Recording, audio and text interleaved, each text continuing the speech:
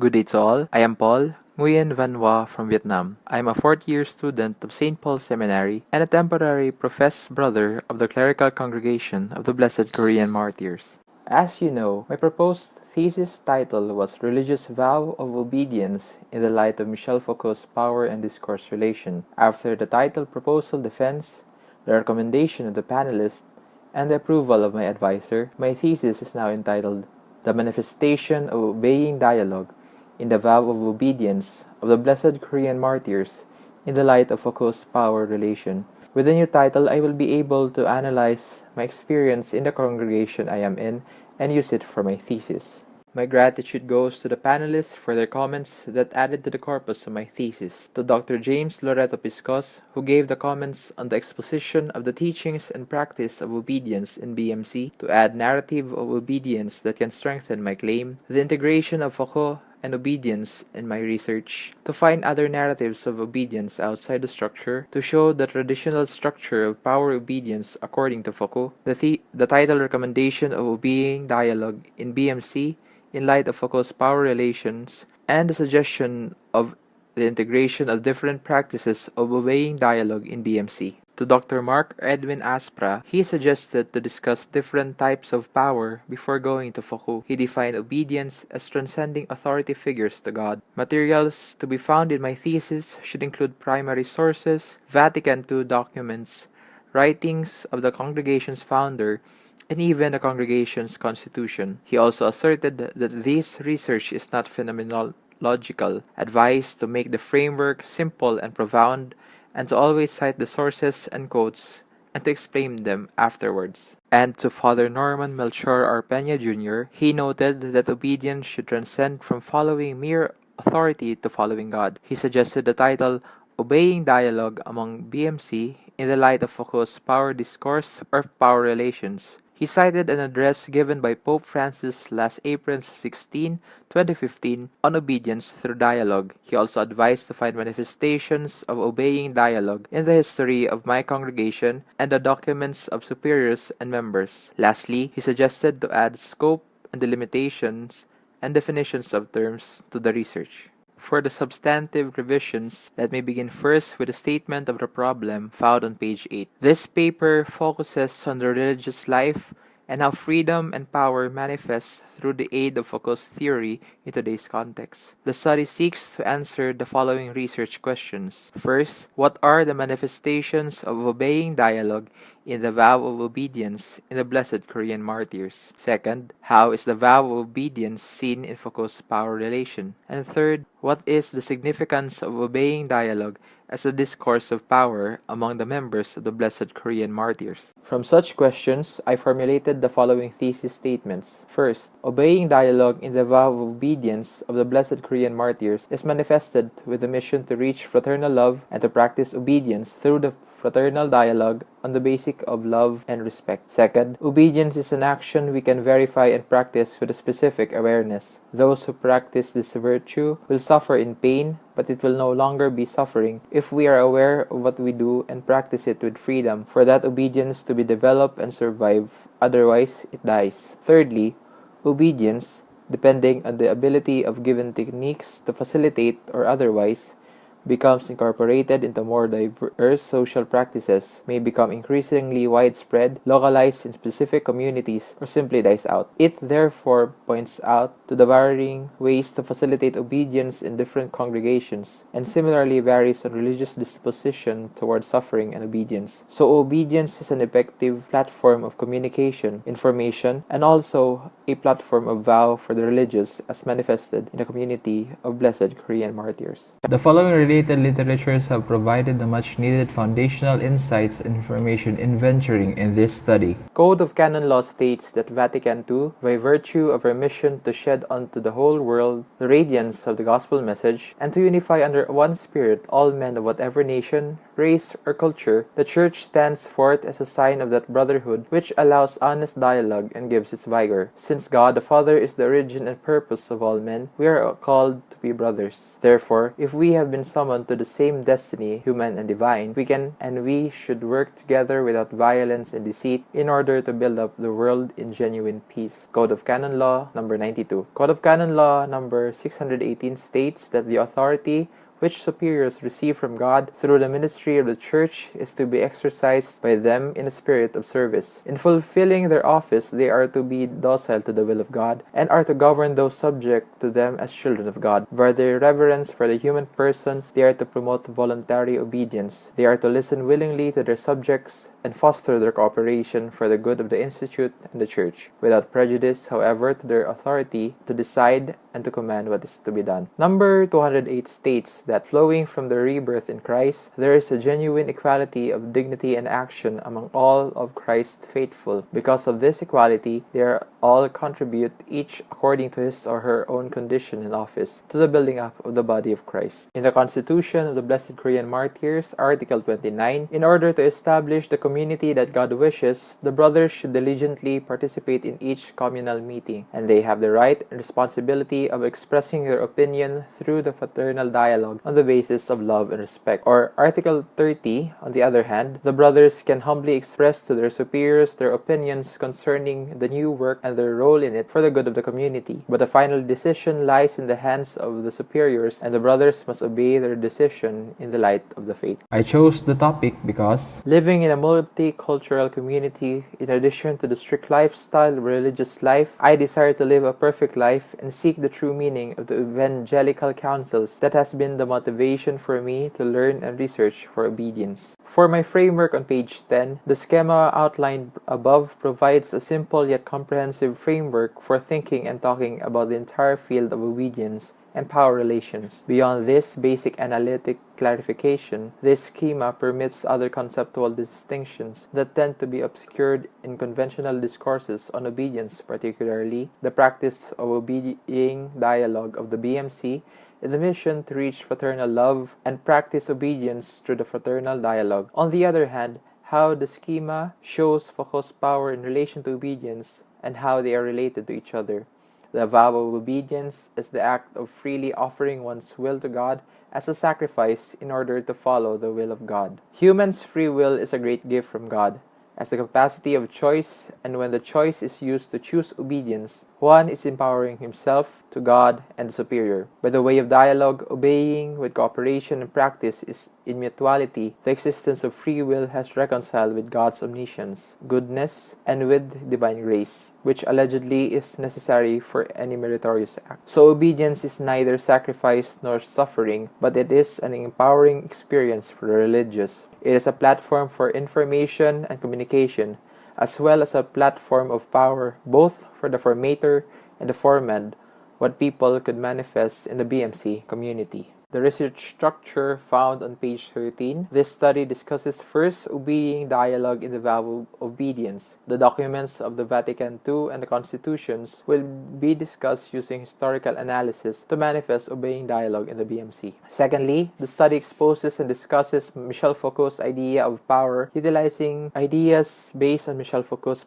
philosophy, particularly his concept of power and discourse, applied to obedience in religious life, and how such philosophy referring to obedience might be a platform of religious practice. Thirdly, the study will analyze and manifest the practice of obedience to show certain problems and the significance of obeying dialogue as a discourse of power among the members of the Blessed Korean Martyrs. On page 14, you can find the statement of scope and delimitation. This study is about the community life of consecrated people, which includes spirituality. The research will highlight the religious vows of consecrated persons, particularly focusing on the vow of obedience. In the spirit of fraternal love, a BMC attaches great importance to the vow of obedience, which serves as a power of Christian life, or, in other words, it is the power of the Church. Regarding the power of obedience, it is related to the exercise of authority and freedom. The study will not deal with the vows of chastity and poverty because they are not much related to the power relations as this study seeks to address. The study mainly focuses on the vow of obedience in religious life, especially Michel Foucault's power and discourse relation, and its importance in today's today's context. The study will focus on the mutualistic relations or power with cooperation because it is related to community life. On the other hand, this study is limited in terms of adversarial relations or power against competition.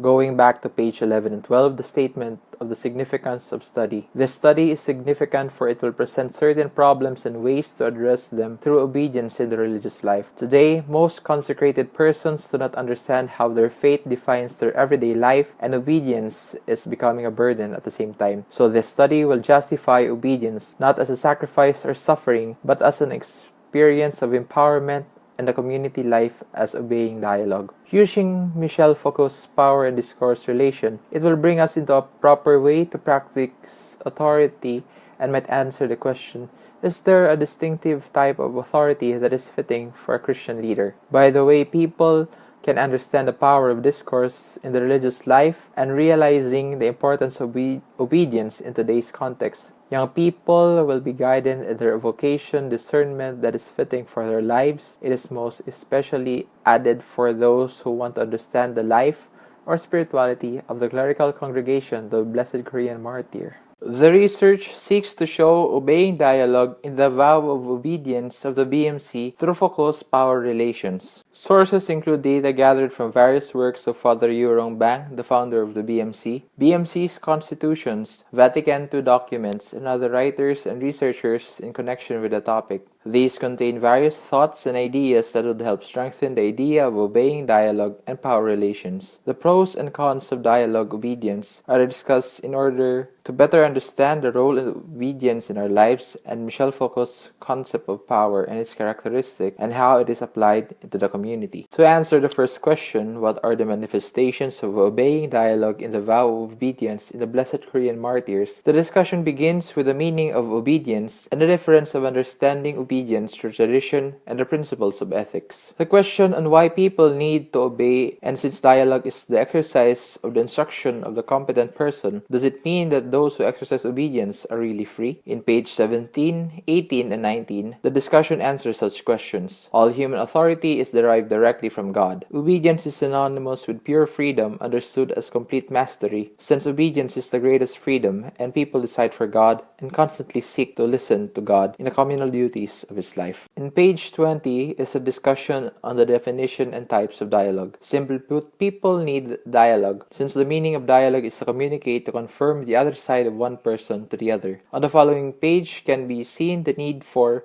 and limitations of dialogue. Furthermore, the purpose and outcome of dialogue is to control the ego and to limit the implementation of will. It is also to have responsibility for the community together to listen in God's voice. By looking at Saint Benedict's rule, other law books, and church documents such as Vatican II, canon law, among others, along with personal experience, the research found the meaning of the vow of obedience. God is love, and his religion is the way to love. By this all men will know that you are my disciples if you love one another. Quoted from John 13, verse 35. All the laws, all the virtues, all the rituals, or the language of conscience, all refer to one relationship as love. The essence of obedience is the exercise of God's will. In the end, the will of God is just how love is expressed in man, in himself, in his family, in the community, in society, and in the church. On page 27, the differences of vow of obedience before and after the Vatican II has been discussed. The pre-Vatican II idea of obedience is seen as a traditional model of obedience, wherein people focus only on the superior and not the subordinates. The reforms of Vatican II redefined obedience in relation to mission and also emphasized charity in the community. Jesus came on earth to become a servant and as a ransom for all. With love, the vow of obedience makes the consecrated persons willing to obey. According to the Vatican II, there is no exception of obedience for anyone, but requires each to depend on the ability and the position. To clarify the obedience between superior and formandi, see page 29 to 30. Obeying dialogue among the BMC, found on page 31. Based on the mission and vision of the BMC on brotherhood, the BMC community promotes communication and discussion. This is manifested through the meetings where all brothers can express their own idea and thereby show agreements with such stand or disagree with it. Here, they can also give suggestion for discussion to build the community together.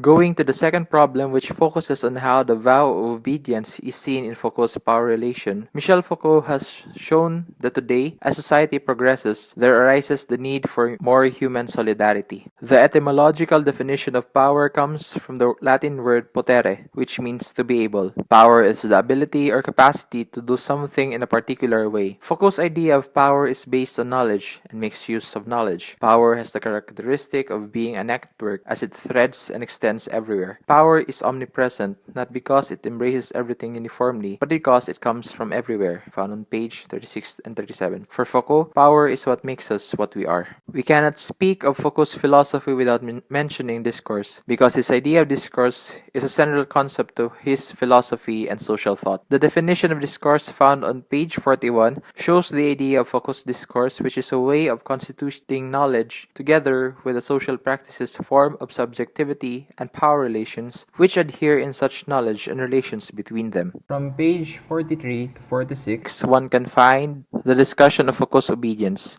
He had a critical idea of obedience because of the strict rule of the confession, which involves the seal of confession that can be understood through faith alone. But his conclusion on the idea of obedience is not far from the church teaching and more popular after Vatican II. For him, obedience is something that we do, and we can investigate the circumstances through which the techniques of obedience were invented and developed. Power relation to obedience. Power is understood in the traditional sense of controlling or commanding others. Obedience is to obey the will or the command of the person. In a new Foucauldian view, that power comes from everywhere and power is what makes us what we are. It means that human beings have the same dignity and we have the same authority and ability. But empowerment or obedience is the way people come together to build peace and grow together because of the limitations people need to interact and cooperate with each other. Despite their different properties, power and obedience are similar and homogeneous, such as Foucault's power produces knowledge and knowledge produces power. Obedience and power have the same way it produces each other.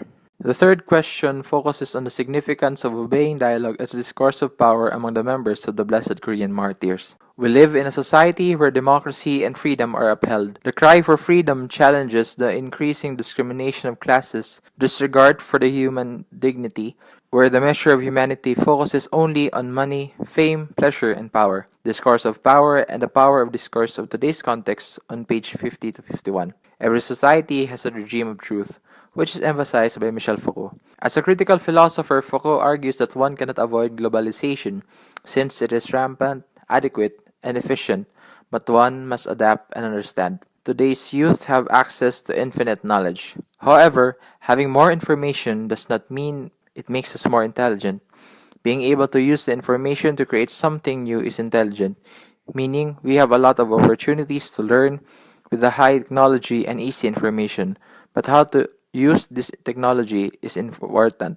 The significance of obeying dialogue, page 52 to 58. Obeying dialogue helps to understand each other and increase collaboration, and the dialogue does not change the authority, which means it only helps the two, superior and brother, understand each other better and understand what is happening and what needs to be done. In life, especially community life, there are many misunderstandings and divisions because of the lack of dialogue. Obedience to non-dialogue is also called blind obedience because there is the possibility of committing the wrong action when the order to be obeyed is unclear. Dialogue is not disobedience, but learning to obey thoroughly and sincerely. Obeying dialogue as the discourse of power among the members of the Blessed Korean Martyrs. Based on the idea of Foucault, discourse is about both language and practice, what one does and how one puts those ideas into practice. The Constitution is otherwise meaningless for those who do not practice it. There is no power to force the Franciscan brother to follow the BMC Constitution, and there is no one who can call himself a BMC brother who does not follow the BMC Constitution. Foucault argues that objects and practices are provided with meaning through discourse, with the natural tendency of man to command and do not want to act. But in today's society,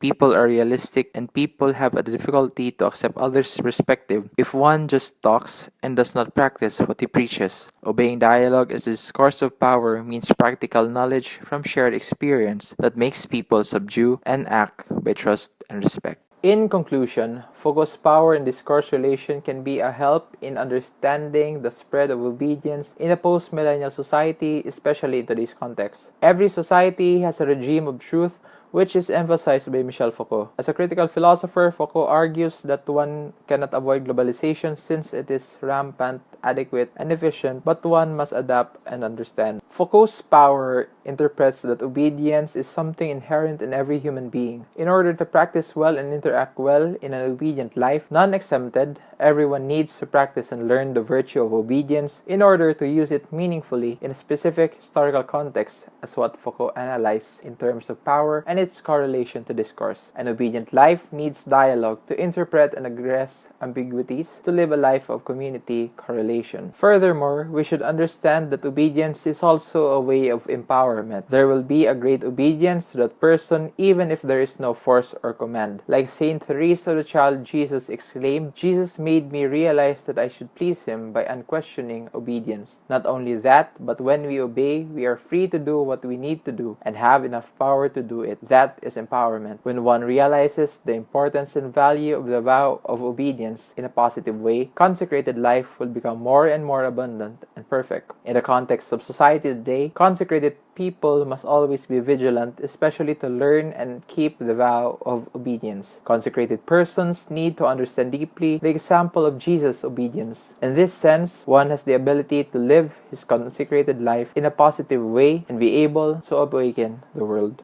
Recommendations. This is not an objectionable or judging document, but a desire to learn and share useful experiences for community life. Moreover, the study also proposes an in-depth study of the idea of authority, obedience, and dialogue relation, which can be applied to other issues such as society, politics, ethics, and religion today. This study suggests further study on the idea of obeying dialogue based on the recommendations of the BMC's venerable founder, the Vatican II documents such as the Code of Canon Law, church constitutions, and the apostolic exhortations of the popes. Again, this has been Paul for the thesis entitled The Manifestation of Obeying Dialogue in the Vow of Obedience of the Blessed Korean Martyrs in the Light of Foucault's Power Relation. Thank you for listening.